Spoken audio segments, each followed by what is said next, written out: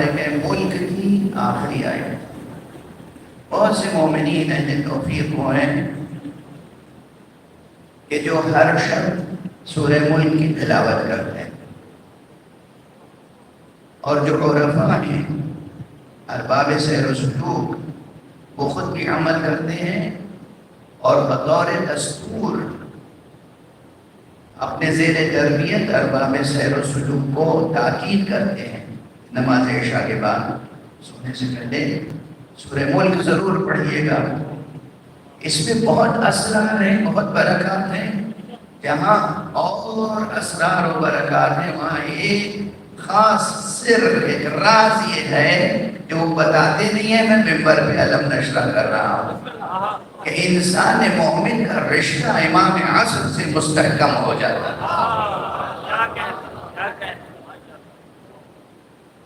اور یہ سورہ اور یہ آیت آپ دیکھیے. پھر میں میری عادت ہے اور عمدن بھی یہ کرتا ہوں کہ مثالیں دیتا ہوں ادبی مثالیں اس لیے دیتا ہوں کیونکہ ادب اور چیزیں جو کامن ہے. ایک فقیہ، ایک مجتہد، ایک فلسفی، ایک سائنٹسٹ، ایک ڈاکٹر، ایک انجینئر، سب کی فیلڈ الگ الگ ہے، لیکن ممکن ہے کہ سب میں ادبی ذوق مشترک ہو اور ہونا چاہیے کہ زبان مشترک ہے. کتنے آپ نے دیکھے ہوں گے کہ بھئی انجینئر ہیں مگر بہت اچھے شاعر ہیں، ڈاکٹر ہیں لیکن بہت اچھے ادیب ہیں.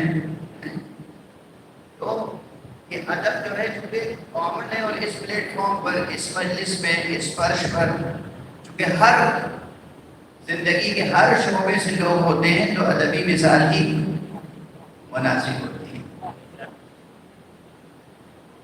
ادبی تخلیقات میں دو چیزیں اہم ہوتی ہیں بطور خاص. اگر نثر ہے تو پہلا فقرہ اور آخری فقرہ.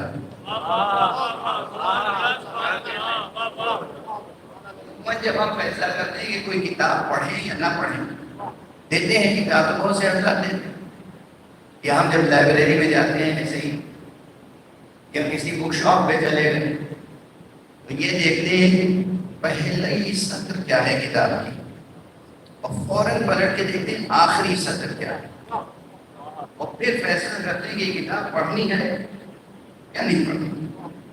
مضمون کا یہی حال ہے. اگر نظم اور شعر میں بھی یہ ہے، ابتدا آغاز رباعی کا پہلا مصرع اور رباعی کا آخری مصرع، اور رباعی میں ایک سند یہ ہے نا کہ پہلے مصرے سے دوسرا مصرع زیادہ مضبوط ہو، دوسرے کے مقابلے تیسرا اور سب سے مضبوط مصرع چوتھا اور آخری مصرع وہ ہوتا ہے جان سخن. قرآن مجید کا ہر فقرہ جان سخن ہے. قرآن مجید میں یہ اول و آخر دیکھنے کی ضرورت نہیں ہے. قرآن حکیم کا ہر فقرہ جان سخن ہے، مگر پھر بھی ہمارے لیے جان سخن ہے. اور جو متکلم ہے اس نے یہ سب اسالیب سکھائے ہیں اور اس نے اس کی رعایت کی ہے کہ کلام آغاز جہاں سے ہوتا ہے وہاں بھی ذہن و قلب بشر کو جذب کر لے، گویا تسخیر کر لے، اور پھر جہاں ختم ہوتا ہے کلام وہاں نتیجہ ادا کر. سورہ مبارک ہے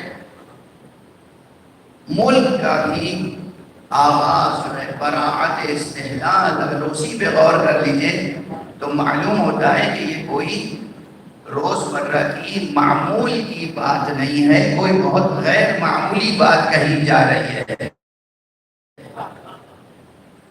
کیسے؟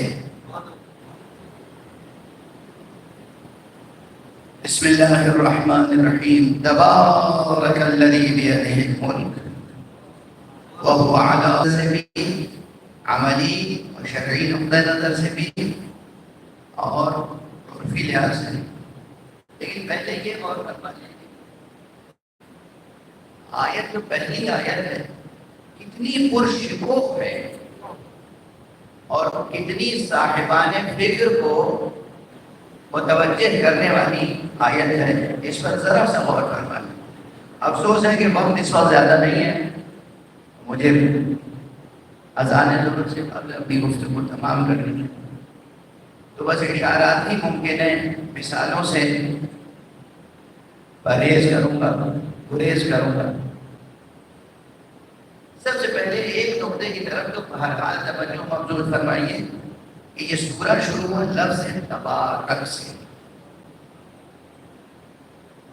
سوال یہ پیدا ہوتا ہے نا کہ یہاں لفظ سبحانہ سے بھی شروع ہو سکتا تھا یا نہیں؟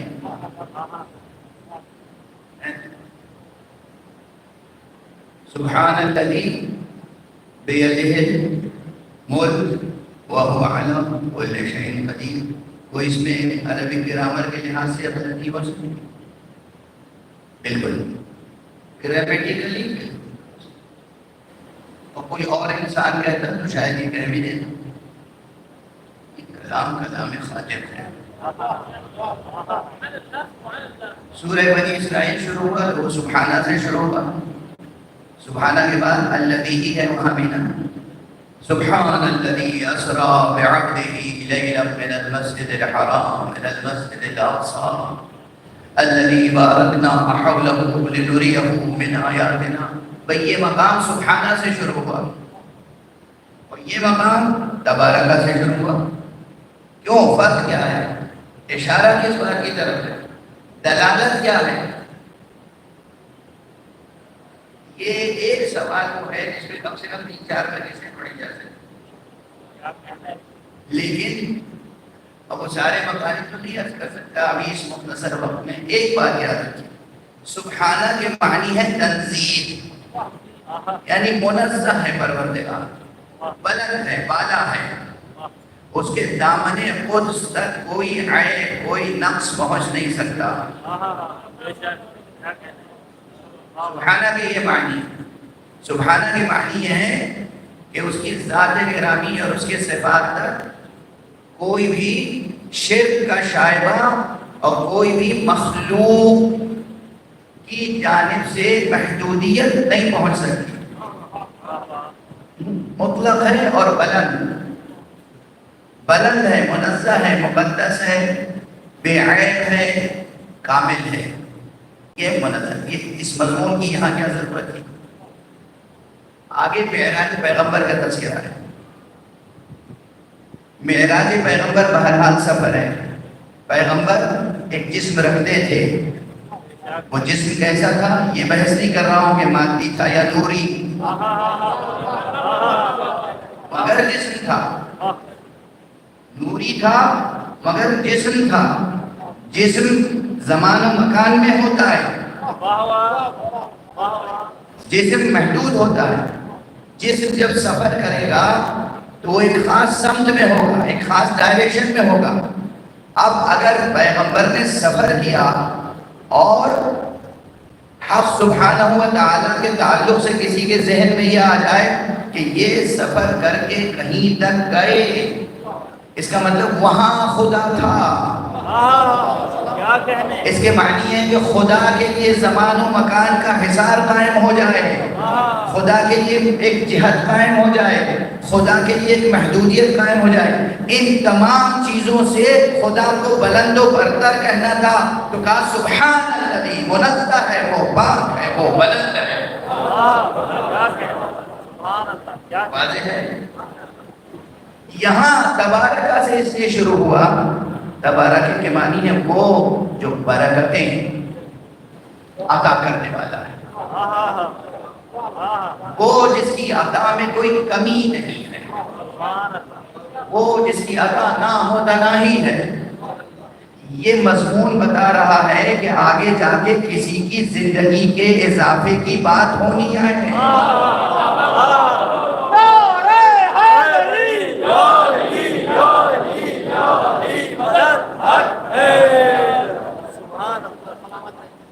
آپ کسی کو دعا دیتے ہیں کہ اللہ برکت دے، اللہ تمہاری زندگی میں برکت دے، تمہاری دولت میں برکت دے، تمہاری عزت میں برکت، یعنی ہر چیز میں اضافہ ہو، زندگی میں برکت، یعنی زندگی طولانی ہو، اللہ نے پہلے کہہ دیا تبارک الذی، وہی ہے جو برکت دیتا ہے۔ اب اگر ہم کسی کو لمبی زندگی دیں تو حیرت نہ کرنا۔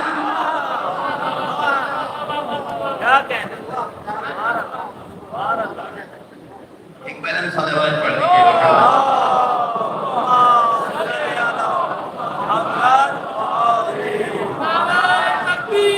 اللہ اکبر، نعرہ تکبیر، اللہ اکبر، نعرہ رسالت، یا رسول اللہ، نعرہ رسالت، یا رسول اللہ، نعرہ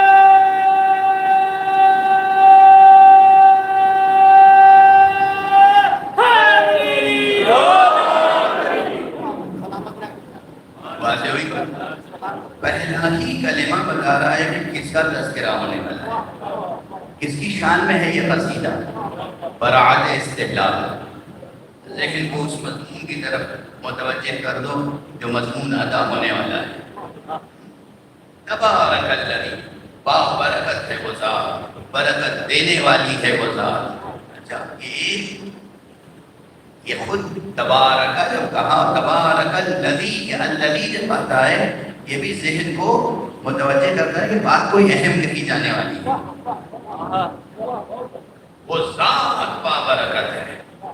یہ اسلوب جو ہے یہ ذہن کو بتاتا ہے کہ کوئی بہت اہم بات کہی جانے والی ہے، کوئی اہم موضوع ہے۔ اس کے بعد کہا کیا گیا؟ تبارک الذی بیدہ الملک وہو علی کل شیء قدیر۔ بابرکت ہے وہ کہ جس کے ہاتھ میں ملک ہے اور وہ ہر شے پر پوری پوری قدرت رکھنے والا ہے۔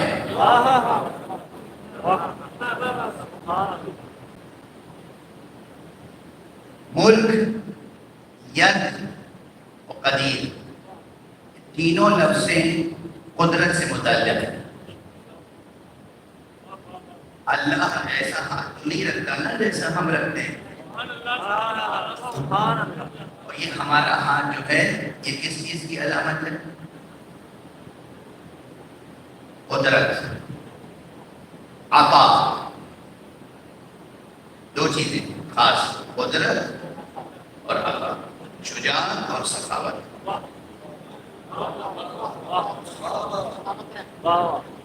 شجاعت اور سخاوت دونوں کے اظہار کے لیے ایک ہی چیز ہے، ہاتھ، ٹھیک ہے نا؟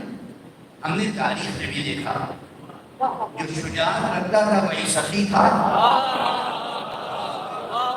جو سخی تھا وہی شجاع تھا، جو بزدل تھا وہ بخیل تھا،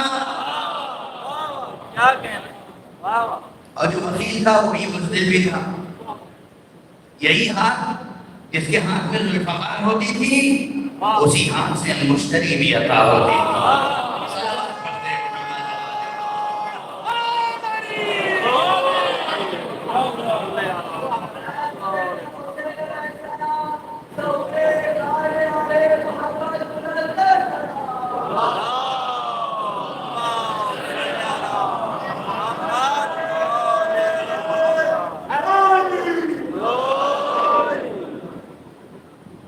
جو ذہین بچے ہیں سوچیں گے کہ ہر آپ کے وجود میں، اپنے وجود میں غور کیجیے، کیوں مولا علی نے فرمایا ہے من عرف نفسہ فقد عرف ربہ، جو اپنی ذات کو پہچان لے، اپنے نفس کو پہچان لے، بس سمجھو اس نے اپنے رب کو پہچان لیا۔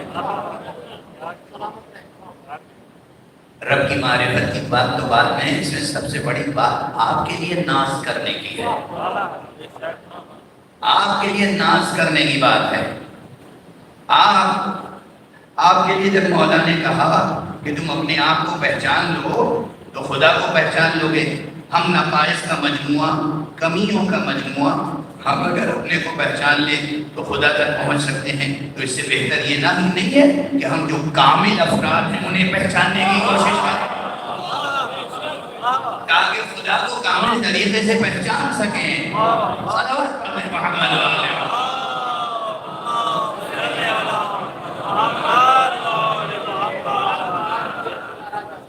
لیکن دونوں نصاب ضروری ہیں۔ اکثر دنیا بھر کے تعلیمی نظام میں 3 مراحل تو ہوتے ہی ہیں، پرائمری سیکنڈری اور یونیورسٹی لیول ہوتا ہے نا. یہ بالکل پرائمری لیول ہے. من عرف نفسہ فقد عرف ربہ. جو اپنے کو پہچان لے وہ اپنے رب کو پہچان لے گا. آپ اپنی ذات کا مطالعہ شروع کیجئے تو آپ کا ذہن یقیناً خدا تک جائے گا. لیکن یہ پرائمری کلاس ہے. اور اگر یونیورسٹی لیول پہ جا کے خدا کی معرفت حاصل کرنی ہے تو محمد اور آل محمد تک پہنچنا ہوگا.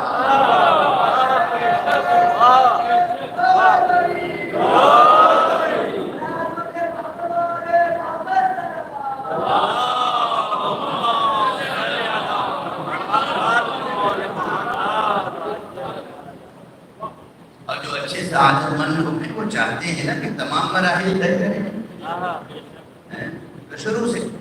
شروع سے ابتدا سے اور انتہا تک پہنچے اپنی معرفت حاصل کریں. تو معرفت حاصل کرنے کا ذریعہ یہ بھی ہے کہ بھئی اللہ نے ہاتھ دیا. یہ تو اللہ کبھی نہیں مانا. یہ ہاتھ کیوں ہے, ہمیں کیوں ملا ہے؟ ہاتھ نہ ہوتا تو ہم کیا ہوتے؟ ہاتھ کے ہونے سے ہمیں کیا کیا سہولت ہے. یہ قدم, ان سے کیا کیا چیزیں جڑی ہوئی ہیں. یہ سر, یہ گردن, یہ سینہ. اجاؤ یہ سر و گردن, سر و سینے کی طرح نہیں, گردن یہ نرم کیوں ہے؟ اس پہ آسانی سے خنجر چل جائے. یہ گردن ایسی کیوں نہیں ہے کہ اس پہ خنجر کار کرنا؟ فکر انگیز ہے نا. ایک ایک چیز پہ غور کرے اگر انسان تو معرفت کے دفتر کھلتے چلے جاتے ہیں. اور اس کے لیے بھی ہمارے آپ لیے ایک ابتدائی نصاب حضرت امام جعفر صادق علیہ السلام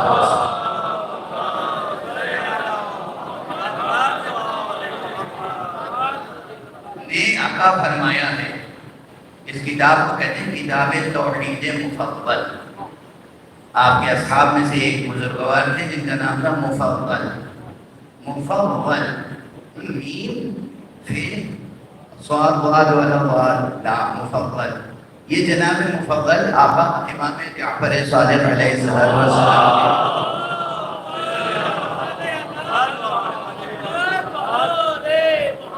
اصحاب میں سے تھے. ایک مرتبہ ان کو کہا بیٹھو, جو میں کہہ رہا ہوں لکھو. اور پھر آپ نے سر سے پیر تک انسان کی کہ جسم کی ساخت سے متعلق کچھ اسرار بیان کیے. اور وہ ابتدائی چیزیں ہیں سب انسانی ذہن کے لیے. مولا بھی تو سطح ذہنی دیکھ کے گفتگو کرتے تھے کہ کس سے بات کرنا. تو یہ نہیں کہ وہ سارے اسرار اس میں ہیں, تھوڑے سے اسرار اس میں ہیں, باقی اور بہت سے اسرار خود اس جسم اور اس وجود کے وہاں پر اس کتاب میں نہیں ہے, دوسرے مقامات پر ہیں. معصوم ہی نہیں سے مگر دوسرے مقامات پر. تو ید جو ہے یہ ایک قدرت کا استعارہ ہے. آپ قدرت, طاقت, نفوذ, رسوخ, اور جو صاحب قدرت و طاقت و اثر و نفوذ و رسوخ ہوگا وہی تو عطا کرے گا. عطا کرنے کے لیے تو دوہری طاقت چاہیے. مال بھی اختیار میں ہو, اپنا نفس بھی اختیار میں ہو, تاکہ انسان بخل میں مبتلا نہ ہو, ہوس میں مبتلا نہ ہو. اس لیے دوگنا طاقت چاہیے, دوہری طاقت چاہیے. خود اپنے نفس میں اقتدار. اگر کہیں حرص ہوس کا جذبہ پیدا ہو رہا ہے تو اس کو کچل دے وہیں پر اور عطا کر. تو یہ ہاتھ بہرحال پھر جملہ طاقت, قوت, قدرت کا استعارہ ہے. استعارہ. اور بطور خاص اللہ سبحانہ و تعالیٰ کے تعلق سے جب بات ہو تب تو استعارہ ہے. تبارک الذی بیدہ, مبارک ہے وہ, بابرکت ہے وہ, عطا کرنے والا ہے وہ جس کی قدرت میں, یدہ جس کے ہاتھ میں یعنی جس کی اختیار میں. جس کے اختیار میں کیا ہے؟ ملک. ملک کسے کہتے ہیں؟ ملک کا مفہوم بھی راجع ہے قدرتی کی طرف. قدرت، طاقت، ملک. ایک ہوتا ہے ملک، ایک ہے ملک. ملک وہ ہے جو قدرت میں لائی جائے چیز، ملک وہ ہے جو چیز کو قدرت میں رکھے. آپ کسی چیز کو کہتے ہیں یہ میری ملکیت ہے، یا آپ کی ملکیت کس لحاظ سے ہے؟ آپ اس کے اوپر اقتدار رکھتے ہیں. وہ جو ملک پر اقتدار ہے اسے کہتے ہیں ملک. واضح ہے؟ ملک اور ملک کا رشتہ سمجھ میں آئے گا. یہ گھر کس کا ہے؟ فلاں صاحب کا ہے. یہ فلاں صاحب اس پر کیا رکھتے ہیں؟ ملک. یہ ان کے ملک میں ہے، یہ ان کی ملک ہے. واضح؟ تو ملک کی پلٹتے کئی بات اقتدار کی طرف، قوت کی طرف، طاقت کی طرف. تو اب ترجمہ کیا ہوگا؟ بابرکت ہے وہ جس کے اختیار میں طاقت ہے، وَهُوَ عَلَىٰ كُلِّ شَيْءٍ قَدِيرٌ، اور وہ ہر چیز پر پوری قدرت رکھنے والا ہے. یعنی بابرکت ہے وہ جس کی طاقت میں طاقت ہے اور ہر چیز پر پوری طاقت و قدرت رکھنے والا ہے. ارے بھائی طاقت ہی کا اعلان ہے تو ایک لفظ میں کیوں نہیں ہو گیا؟ تو اعلان کیا جائے گا. جواب عجب نہیں کہ یہ جواب ملے کہ بات کسی معمولی زندگی کی تھیوری ہو رہی ہے. اللہ کی قدرت و طاقت نامتناہی کا ایسا پرشکوہ بیان کرو تاکہ بعد میں طولانی زندگی دینے کے بعد کسی کی زندگی اور کسی کے وجود میں شک پیدا نہ ہو ذہن میں. وہ ہے وہ، اس کی طاقت نامتناہی، قدرت نامتناہی، اختیار نامتناہی، اور وہ بابرکت ہے، عطا کرنے والا ہے.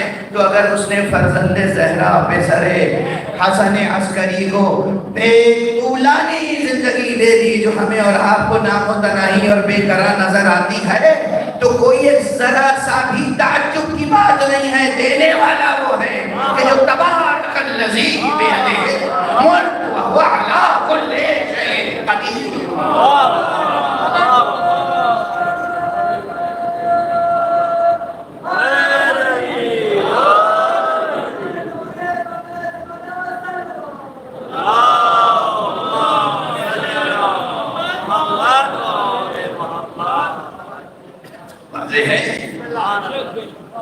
اب میں ایسے کرتا ہوں جب کہ یہ ڈکشنری دیکھ کے لٹرل ٹرانسلیشن کر لینے والے ان مقالے کو نہیں سمجھ سکتے،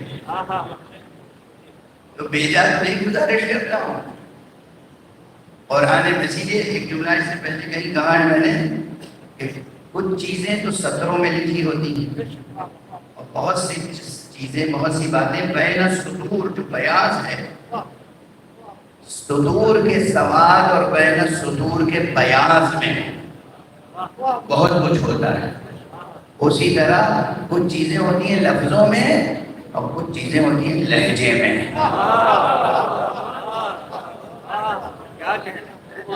تبارک الذی بیدہ الملک وہو علی کل شیء قدیر. بابرکت ہے وہ، برکت عطا کرنے والا ہے وہ جس کے اختیار میں نامتناہی قدرت ہے اور ہر شے پر قدرت رکھنے والا ہے.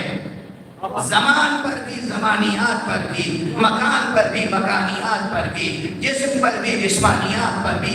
وہ چاہے جو جسم کے ساتھ مصطفیٰ کو وہاں لے جائے جہاں جسم جا نہیں سکتا. وہ چاہے جو فرزند مصطفیٰ کو اتنے طولانی مدت تک زندہ رکھے کہ دوسرے زندہ رہ نہیں سکتے. ہر شے پر پوری قدرت رکھنے والا ہے. ایک صلوات پڑھتے ہیں محمد